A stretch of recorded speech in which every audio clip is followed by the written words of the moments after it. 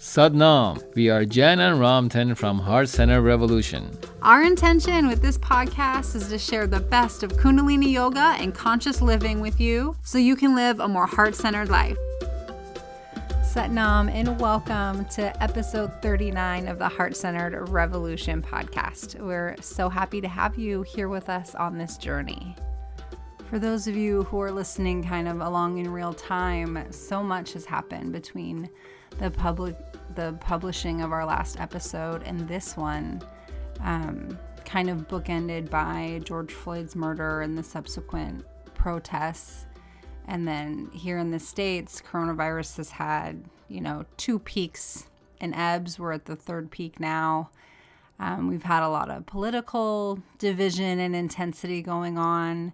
As I'm recording this, it's a few days after Joe Biden and Kamala Harris were announced by the media to have won. But of course, it's going to take a while for some other people to come up to speed with that.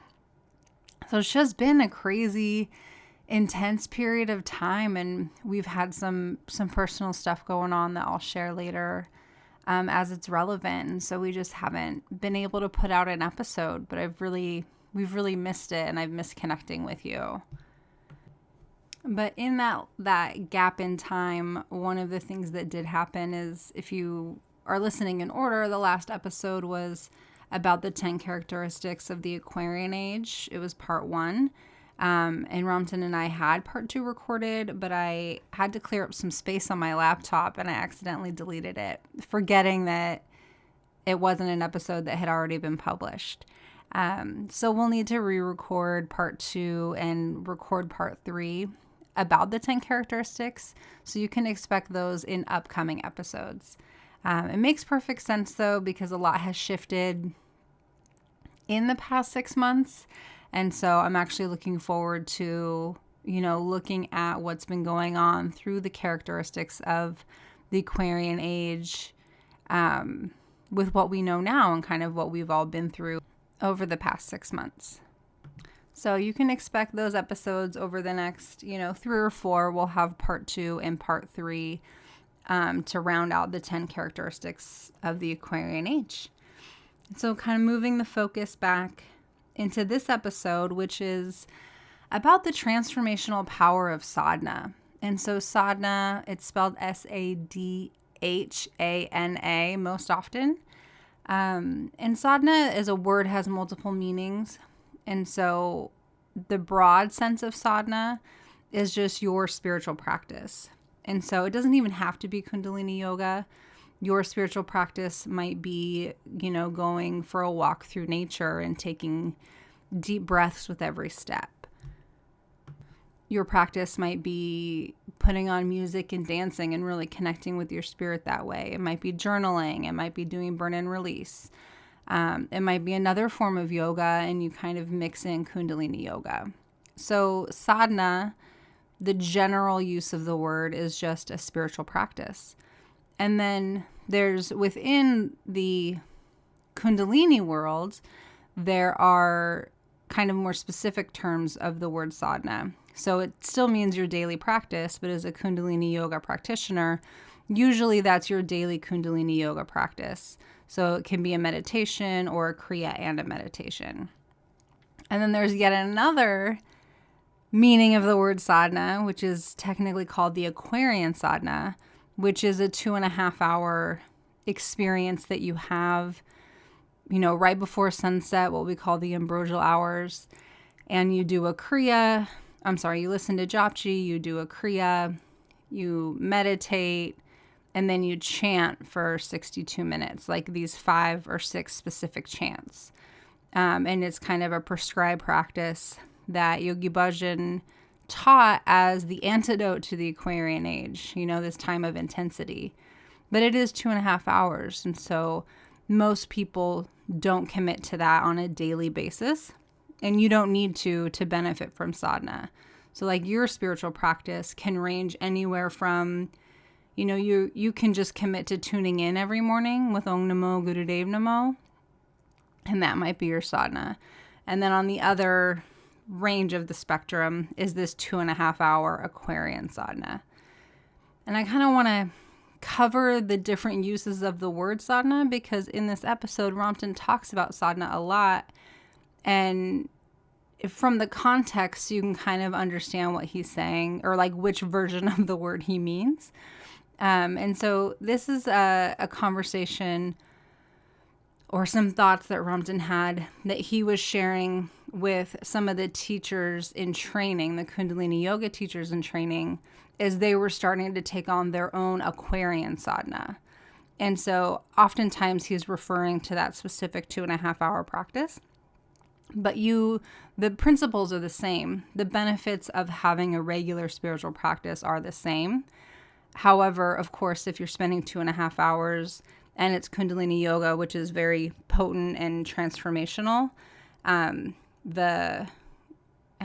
don't want to use the word results, but the transformation and the change and the awareness and the shifts that you experience are very deep and rapid. Versus if you're just tuning in every day, that's a beautiful spiritual practice. And if that's where you're at, then be very happy where you're at. But obviously, as you dive deeper into the practice, or if you feel called to do something deeper, then the transformation is deeper. But, we all have seasons in our lives. And so there are seasons where Ramtin and I are doing a Kriya and a meditation every day. And there are seasons where, we meditate briefly every day. You just kind of have to feel the flow of your life and also be very aware of where you're at in your own journey. If you just started practicing Kundalini yoga this year, you probably don't feel called to practice 2.5 hours a day. And that's okay. Just be happy and content and present with where you're at, and know that you are exactly where you're supposed to be right now with your practice. And then before we jump into Ramtin's discussion, I want to just give a little bit of background, because he had like teachers in training in mind. So there was some common language and understanding. And as I explain these things to you, please keep in mind that you don't have to believe what I'm going to share in order to practice Kundalini yoga. Kundalini yoga is a practice. It is not a belief system. But there is kind of an understanding of how spirituality works that kind of is the context for Kundalini yoga. And I just want to repeat that it's not required believing, but it also is just interesting to learn how the yogis thought about spirituality and what it meant to be a human being and how we connect into God. So the first thing is reincarnation. And so yoga is the context of these practices is a belief in reincarnation. So the idea that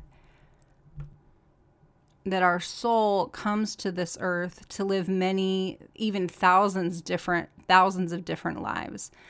And every time our soul comes in, it's like our soul is choosing to come to this earth in order to have this lived human experience, in order to learn a lesson, establish some growth, kind of raise the consciousness level of our own soul. And so when we are not in a life here on earth, we are fully merged with, the unifying consciousness with source. We are merged. And then as a soul, we choose to come down to earth, have all of these experiences, learn the lessons we need to learn. But part of that is when we come to earth, we forget that we are connected, that all lives are connected, but also that we are all connected to the infinite, like we're all connected to God. And so part of our journey here on earth is to remember that connection. And so this illusion that we as human beings are separate from one another and separate from God is just that. That's an illusion that part of our journey here on earth is to forget and to remember that we're all connected and we're united with the infinite. And then there's the idea that we come into this earthly life having lived previous lives. So we have karma. And so people think karma is like punishment, and it's really not. Karma just means like it's an equal and opposite reaction.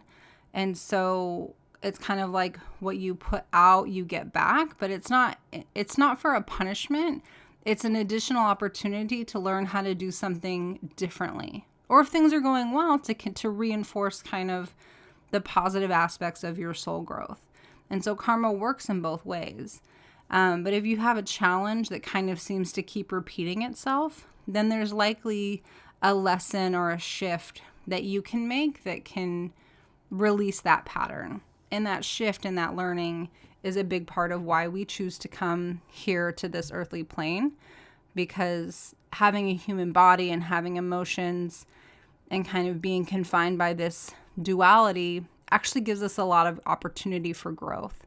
There's tension, pressure, stress, and friction, and those are the things that allow for growth. So again, you don't have to believe in reincarnation to practice Kundalini yoga. And the benefits of sadhana still apply if you don't believe in reincarnation.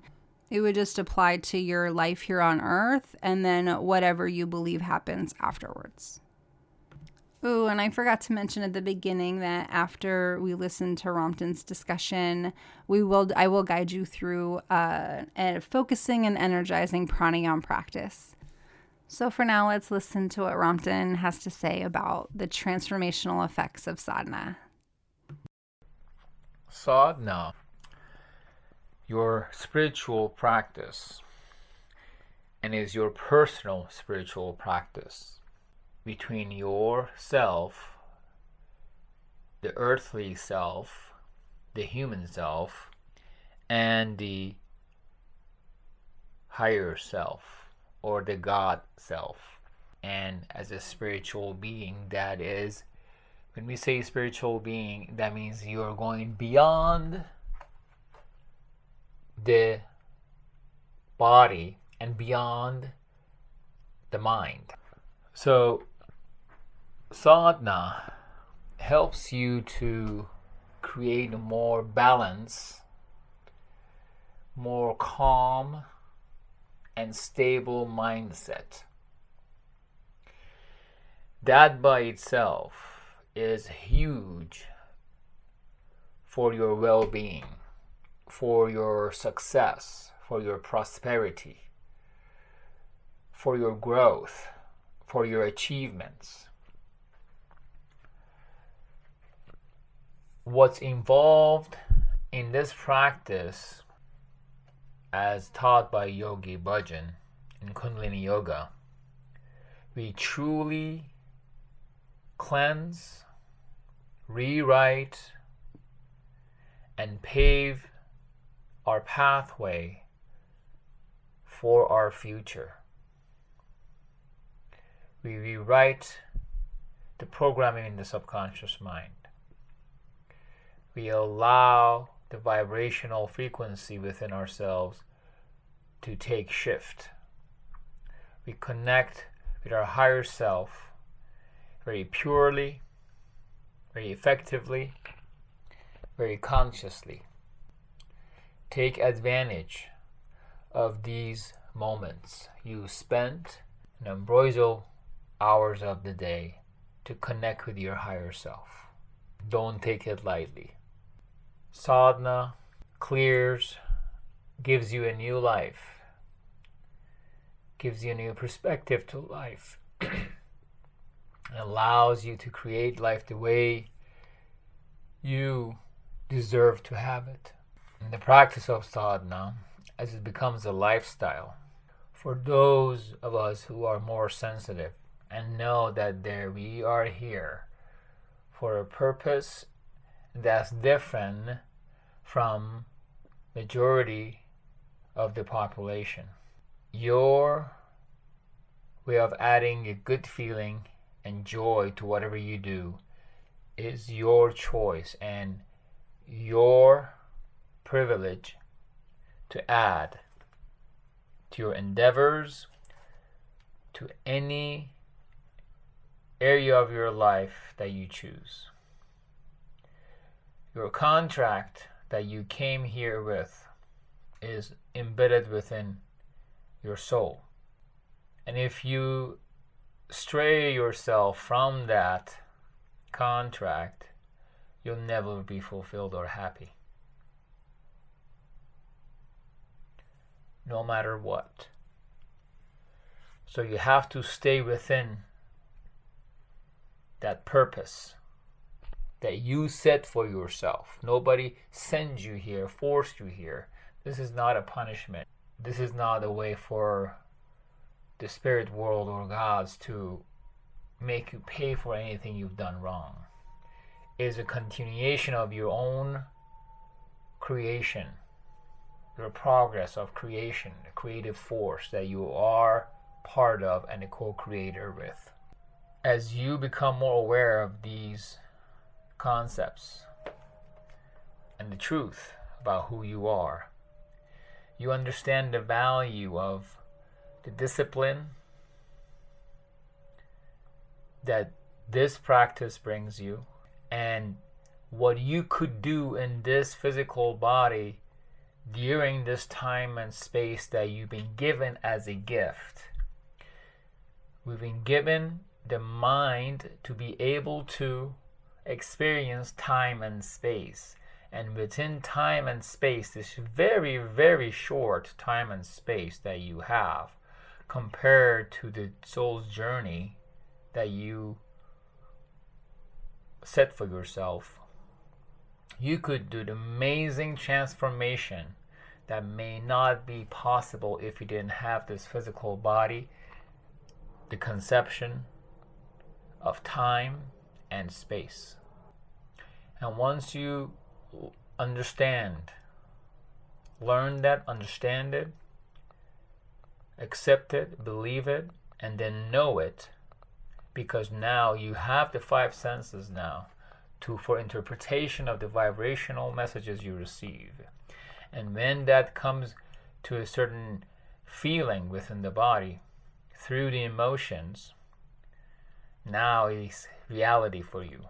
And once it's reality for you, it will be recorded within the subconscious mind. And that consciousness will be carried with you throughout many lifetimes. What you're doing here during the sadhana clears many life cycles, many life paths for you. Clears your consciousness at many levels. This is a better way of saying it. What sadhana does for you clears your consciousness at many levels.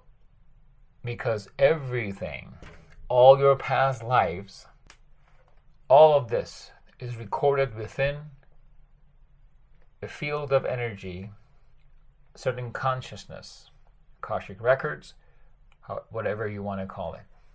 And as you remember some of them, you recall them as past lives.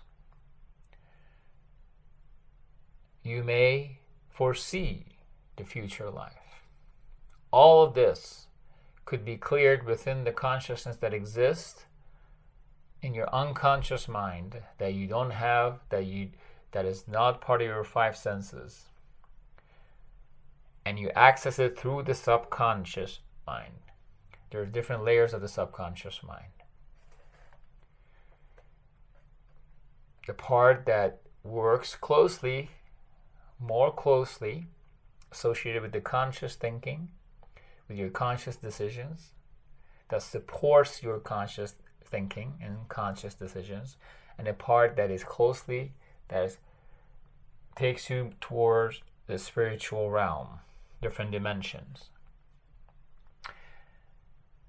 And again, you may or may not understand and resonate with these things. Know that sadhana is working for you. These 2.5 hours, if you truly commit to it, brings you a certain wisdom, knowledge, and most importantly, connection with your true self, the divine energy. And no other practice will bring the depth that it will bring. And because it starts very subtly, depends on where you are right now, what state of the mind, and what part of your soul journey you are right now in this lifetime. You may or may not connect with it, but know that you're going to go through ups and downs. You have to clear the subconscious mind, the part that works, that has the memory, the modern memory part of the subconscious mind that has everything that you picked up throughout this lifetime from childhood. The conditional mind that you created within the subconscious mind, that is the most powerful force right now that works on your emotions, your behaviors, your perception of your world, and how you perceive and interpret the messages you get from the unconscious mind, the divine energy. There's a certain consciousness. Everything could be summed up or boiled down to consciousness. Everything has a certain consciousness. Everything is vibrating and has a vibration and energy. So that's why we say everything is energy. The source energy that started all of this is within everything. Everything. Otherwise, nothing will exist. So at this point in the discussion, Ramtin started talking about the 10 bodies, and he was kind of just referencing them quickly. And so I took that part out. I didn't want to confuse anybody who isn't already familiar. And so we'll do a future episode, or probably episodes, going through the 10 bodies, because it's really a rich area of learning in Kundalini yoga and a way to deepen kind of the understanding of being a spiritual being in a human body. But just for now, all you need to know is that in Kundalini yoga, we understand that there are 10 different bodies that make up a human being. And some of them are energetic, some of them are physical, some of them are mental. And it kind of gives us a more useful and almost even like practical understanding of ourselves. We're all familiar with, mind, body, soul, but the 10 bodies really break down the mind, break down the body, break down the soul into different components so you can understand yourself on a deeper level. And as I said, we will do future episodes talking more about those 10 bodies because they're fascinating and super helpful to understand. But for this episode, I just wanted to give that general description, and then we'll go back to Ramtin's discussion, and as he says, he'll reference the bodies, and the 10 bodies are what he's kind of talking about. What truly that consciousness that is around these bodies that we talk about, to bring us more empowerment, more awareness, and expansion of our consciousness. That's what we are doing here.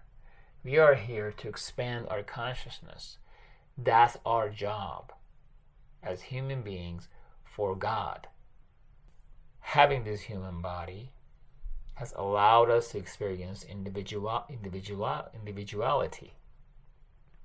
Being an individual doesn't separate us. We become a branch, but not separated. We become an extension. As an individual, we are extensions of that creative force, not a separate entity. Understanding these things would resolve many, many questions for you and opens up the forum for all belief systems that exist, all religions, to come together and speak the same language. As we already have noticed, so many common bases and commonalities between all these different religions. Practicing sadhana is the start. Keeping the practice is a way you continue on the path. Becoming deeper and deeper into your practice, devoting yourself to the practice, allows you to take you yourself to a different level of consciousness. The transformation starts with your sadhana. The self-empowerment starts with your sadhana.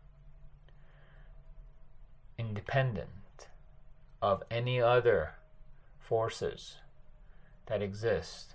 Your well-being will be independent of any other forces that may or may not affect you right now.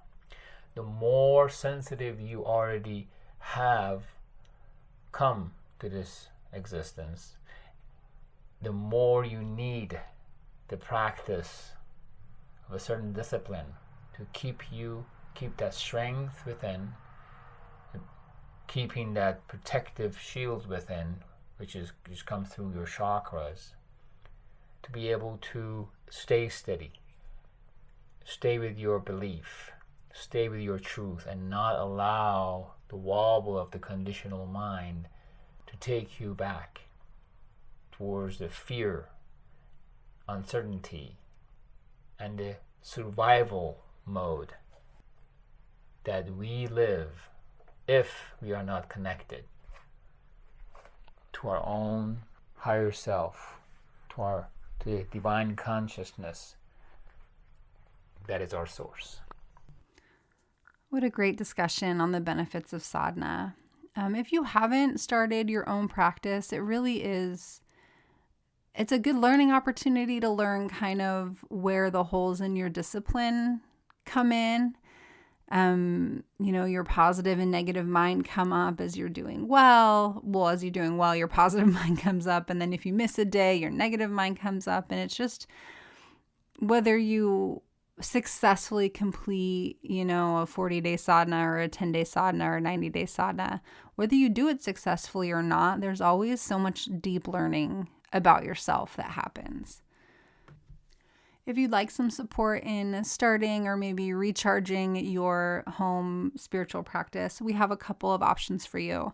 So we have a 10-day meditation program that's free where you learn Kirtan Kriya, which is one of the most popular Kundalini meditations. And then every day for 10 days, you get a video, like a guided meditation video to guide you through Kirtan Kriya. And you can sign up for that at heartcenteredrevolution.com/10-day meditation. And that's a free program. And if you're looking for a deeper home practice, we have a 40-day sadhana course where you get a full Kriya, a full meditation. You get instructions on how to adjust the times. So if you need to, complete your practice in 30 minutes one day, we show you how to do that so that you can stick with it. And then with that course, you get, periodic emails to check in and make sure you're staying accountable over the 40 days. That program also gives you the opportunity where you can choose whether you're committing to do just the meditation for 40 days or if you're committing to the Kriya and the meditation for 40 days. So depending on how busy you are right now, you can kind of choose what your level of commitment is. If you'd like to learn more about that, you can go to our website, heartcenteredrevolution.com/sadhana. Again, sadhana is spelled SADHANA. And I'll put links to both of these things in the description for this episode, and also will be on our website for this episode, on the post for this episode. So those are our two opportunities to support you with developing your sadhana. We have 10 days of meditation or a full supported 40-day practice. So for today's pranayam, we're going to continue with our practice of segmented breathing. So we're going to divide our inhalation and exhalation into several equal parts, and with just a very slight pause in between each part. And so taking these breaks and breathing in these sniffs like this will stimulate the central brain and glandular system in different ways, kind of depending on the pattern that you're using. So how many segments you're breaking the inhale into and how many segments you're breaking the exhale into. And I am having some allergies right now, and so I'm a little congested, so I apologize. Hopefully it'll sound okay. It'll probably sound better because my breathing is definitely more audible than it normally is. Okay, so we're gonna do segments. We're gonna break the inhale into 8 parts and exhale in 4 parts, and I'll guide you through it. And the impact of this is to increase your focus and to energize. And so you can kind of take a note before and after the pranayam. So let's just start by getting comfortable. Go ahead and pull yourself up to seated position, spine nice and tall. Let's roll our shoulders up, back, and down. Crown of the head is lifted, chin is tucked down and gently back. Eyes are closed if they're not already. Just bring your awareness to your breath and let your breath come naturally in and out. Don't try to manipulate it just yet.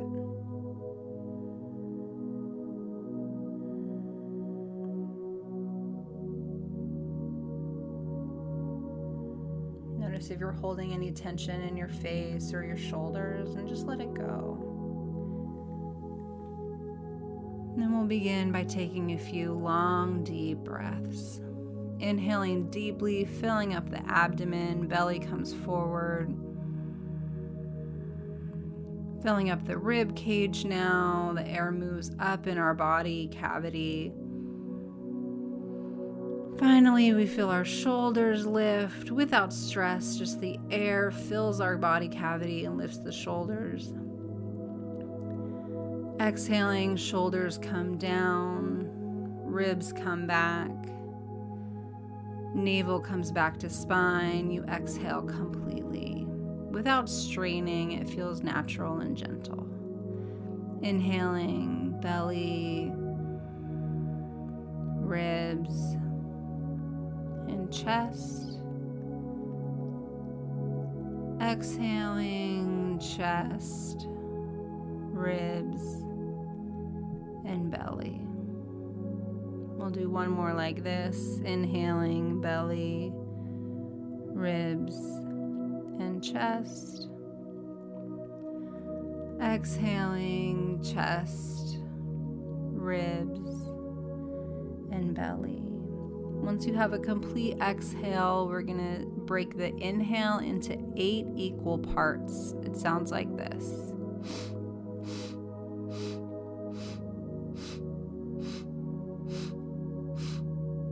Hold for a moment, and then exhale in 4 sniffs through the nose.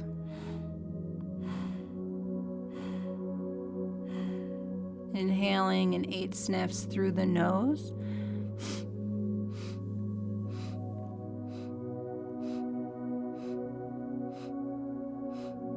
Exhaling 4. Continuing this pattern at your own pace. Inhaling 8. Exhaling 4. Keeping the body relaxed. Cheeks are relaxed. Keeping the sniffs gentle. It's really just like there are pauses between.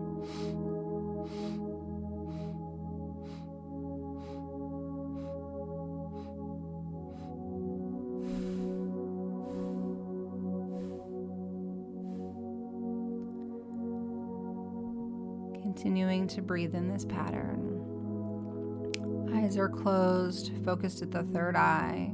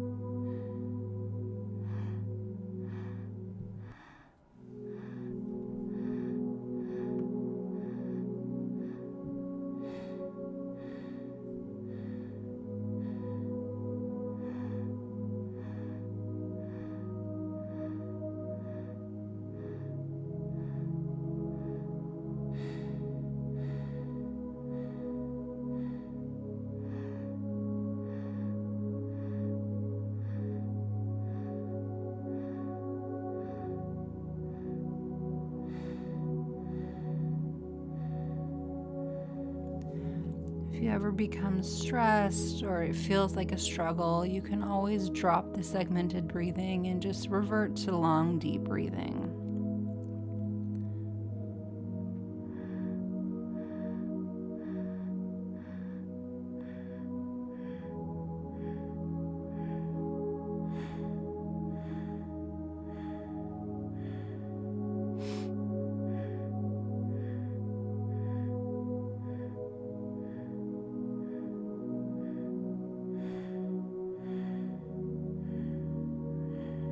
Do 2 more cycles at your own pace, inhaling 8,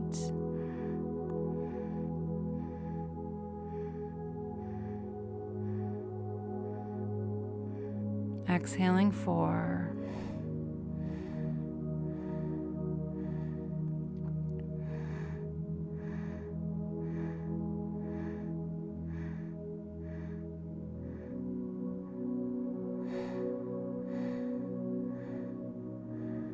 beautiful. Take a complete exhale and then inhale deeply. Suspend the breath just for a moment and then exhale completely. 2 more deep breaths like that. Inhale deeply. Exhale completely. Inhale deeply. Exhale completely. Now let your breath return to its normal pace, keeping your eyes closed, spine tall. Just taking note of your mental, emotional, and spiritual state. Seeing what just a few minutes of a pranayam can do for you. Feel good that you spent this time to connect with your breath and connect with yourself.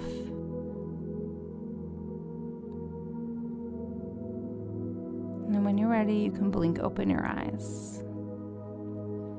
Wonderful. What a fun pranayam.